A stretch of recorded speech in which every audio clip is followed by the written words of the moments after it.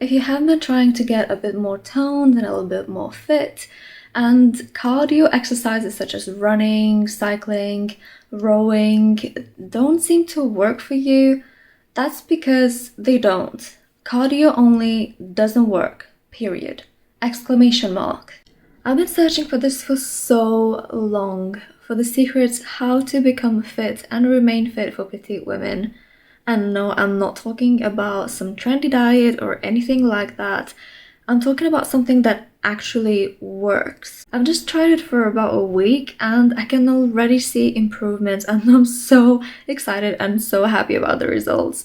I'm so excited to share this with you because if you are looking for some answers, I've got them. There's so little research done how diet and workout regime is different for petite women, and it's so difficult to find even a decent article about it. But recently I came across a wonderful lady that has got a YouTube channel and her website, and she just uncovered the gates of becoming fit for petite women. I'm so grateful for that. And a small disclaimer is that I'm not promoting any particular type of body image. I think that all women are beautiful individually and that you should love yourself, you should love your body. It's just that I'm trying to answer a question that if and how diet and workout regime is different for petite women, and I think I've got the answer. Apparently, I learned that us petite women have got slower metabolism because we have less muscle mass. While resting, an average woman burns about 1400 calories per day, while for someone who is 5 foot or under, we need less calories, so it would be about 1200 calories per day. Because, well, we have less muscle mass and our bodies are a bit smaller, so we need less energy. And metabolism is dependent on how much muscle mass we have. Who knew? So the point is, the more muscle mass we have, the more calories we burn, even at resting state. And you probably know that doing only cardio doesn't help to build muscle mass.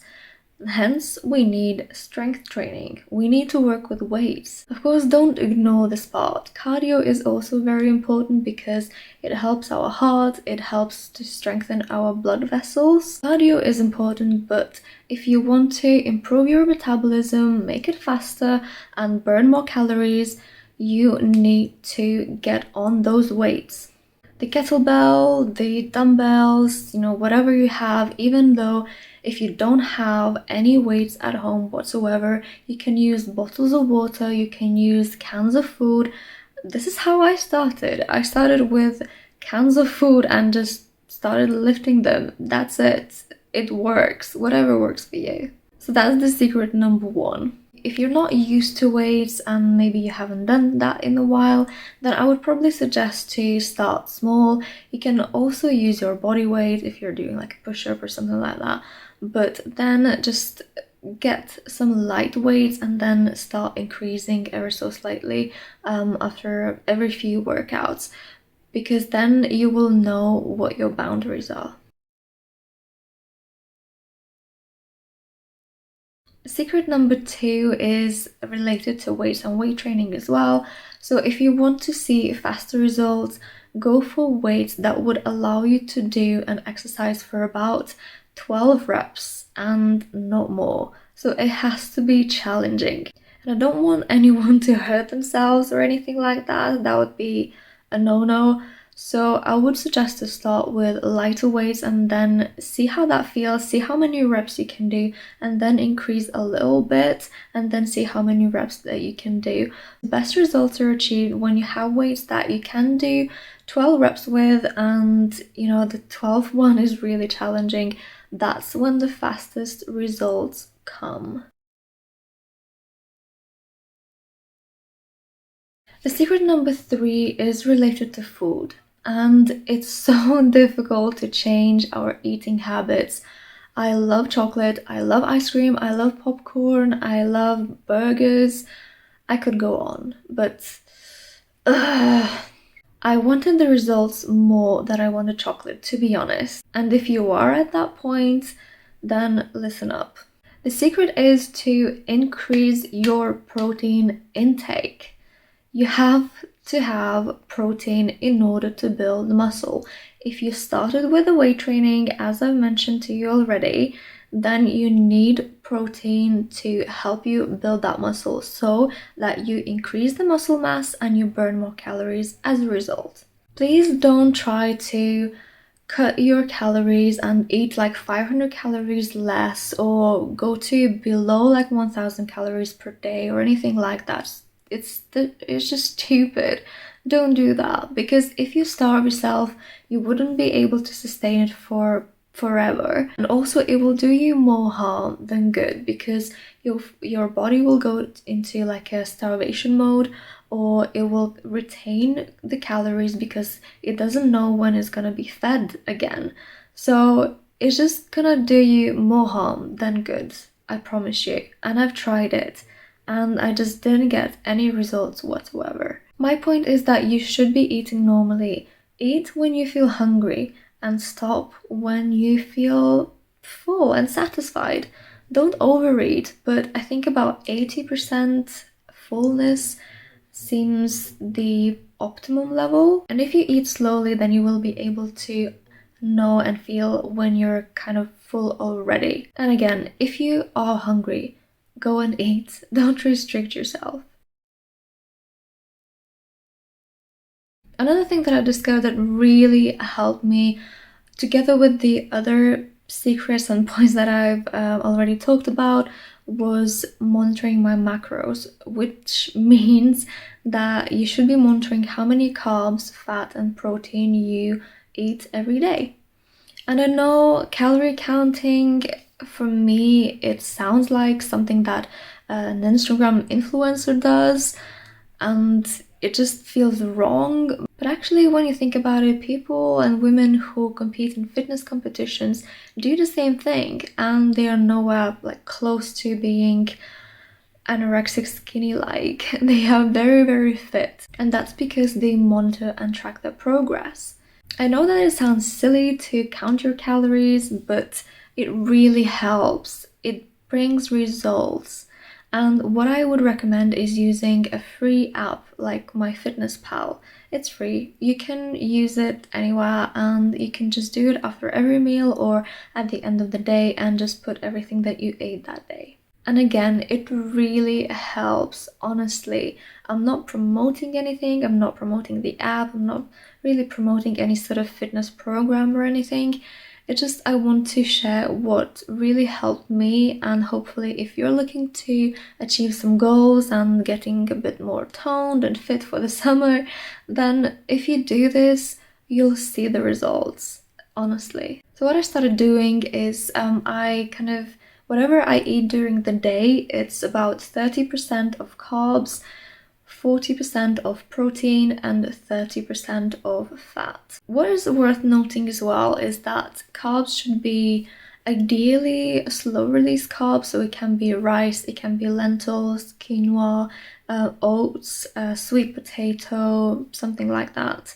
And also vegetables, you'll get carbs from that. You can eat fruits as well, but just see if you have bananas or grapes or like oranges, they have a bit more carbs and more sugar than other fruits.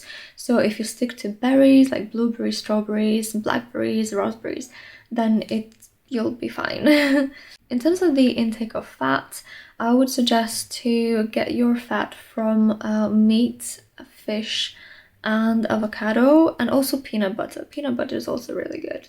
And then protein is the most important bit. If you like chicken breast, I've got good news, because chicken breast, if oven baked without like any particular sauces or oils, it's mainly protein. Chicken breast really doesn't really have any carbs or fat whatsoever. It's almost pure protein. So if you like chicken breast, that's really good news for you. Also, fish like cod, any kind of white fish, has got a lot of protein as well. Meat, eggs, if you like egg whites, that's kind of pure protein as well. And I would also highly suggest to get some sort of a protein shake after every workout, which has got a lot of protein that you will need during the day. Another thing I wanted to emphasize is that even if you track your calories and, for example, you don't see that you've achieved your goal of 30, 30, 40, and just don't be mad at yourself. It's fine. It's the process. It's kind of, you can't restrict yourself so badly that for every single percent of a carb that you ate, you kind of beat yourself. It's not the way it goes. You have to understand that it's a learning process and it's a journey. So don't beat yourself for not achieving what you wanted to achieve that day. You'll improve the next day. Next day is always better.